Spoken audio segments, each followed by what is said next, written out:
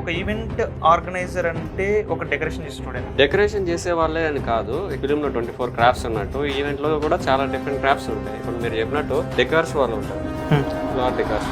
Event decors అనే వాళ్ళు ఎట్లా ఉంటారు అంటే ఈవెంట్ మొత్తం వాళ్ళే డెకరేషన్ మొత్తం చేస్తారు.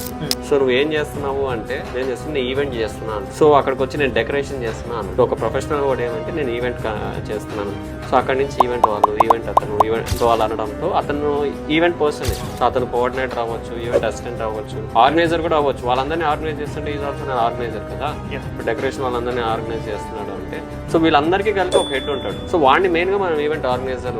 సో ఆర్ట్ డిపార్ట్మెంట్ ఉంటారు, డిఫరెంట్ పర్సన్స్ ఉంటారు. సో వాళ్ళందరికీ నువ్వు ఏం చేస్తున్నావు అంటే నేను ఈవెంట్ చేస్తున్నా అంటున్నాను, కానీ నేను పోయి ఆడ ఆర్ట్ చేస్తున్నాను లేదా ఫ్లవర్స్ పెడుతున్నాను అని చెప్పి అన్నారు కదా. సో అక్కడ ఏమవుతుందంటే ఇక్కడికి స్టిక్ ఆన్ అయిపోయింది. అంటే who is an event organiser అనేది పూర్తిగా ఎవరికి తెలియదు.